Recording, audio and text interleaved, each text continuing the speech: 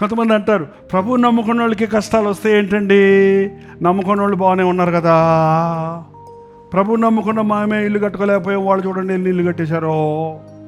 ప్రభు నమ్ముకున్నామంటే మాకు బిడ్డలే పుట్టలేదు, వాళ్ళు చూడండి నలుగురు పుట్టేశారు బాగా ముందే. భలే కంపేర్ చేసుకుంటారు కొంతమంది. ఒక్క వాక్యం చూపించి ముగించేస్తాను చూడండి. 12వ అధ్యాయం హెబ్రీయులకు రాసిన పత్రిక 5వ వచనం.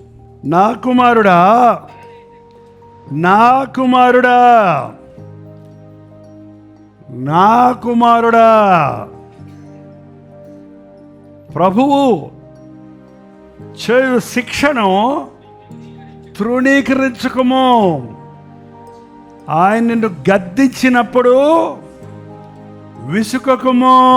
నా కుమారుడా, శిక్షను తృణీకరించుకో, గద్దింపులకు విసుకకు. ఎందుకు దేవుడు కూడా కొంతమందిని ఎక్కువ శిక్షిస్తాడట, మాటికి గద్దిస్తాడట. బాబా ఏంటి పద్దానికి తప్పులు పట్టుకుంటారు నాలో, నా బతుకులో నేను అనుభవించానండి. అది మాటికి నన్నే తిడతారేంటి, నేనే కదా పని చేస్తున్నాను ఎక్కువ, నేనే కదా అన్ని పనులు చేస్తాను, రాత్రితో నిద్ర లేకుండా చేస్తున్నాను కదా.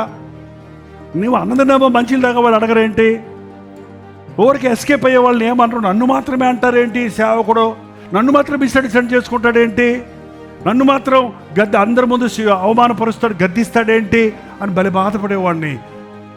నాకేం తెలుసు దేవుడు నన్ను ఎక్కువ ప్రేమించాడని ఇప్పుడు తెలుస్తుంది. ఎప్పుడు తెలుస్తుంది? ఎవరిని ప్రేమిస్తాడు, ఎవరిని గద్దిస్తాడు, ఎవరిని శిక్షిస్తాడు చూడండి. అక్కడ ప్రభువు తను ప్రేమించు వానిని శిక్షించి తను స్వీకరించే కుమారుణ్ణి. దేవుని బిడ్డలకే శ్రమలు వస్తాయి ఎందుకు, విశ్వాసులకే శోధనలు వస్తాయి ఎందుకు, ప్రార్థన చేసే వారికి సమస్యలు వస్తాయి ఎందుకు, ప్రార్థన చేసే కుటుంబంలోనే ప్రార్థించే భార్య ఇంటిలోనే భర్త దుర్మార్గంగా ప్రవర్తిస్తాడు ఎందుకు, మంచి భర్తనిస్తే భార్య విసిగిస్తుంది ఎందుకు? ఎందుకంటే దేవుడు నిన్ను ఓర్పు గల వారిగా చేయాలి, నిన్ను పరిశుద్ధపరచాలి, నీ కుటుంబాన్ని పరిశుద్ధపరచాలి. దేవుడు నిన్ను స్వీకరించబోతున్నాడు, అది నోట్ చేసుకోండి. దేవుడు స్వీకరించే వారిని ఏం చేస్తాడండి? శిక్షిస్తాడు. ప్రేమించే వారిని శిక్షిస్తాడు, స్వీకరించే వారిని దండిస్తాడు.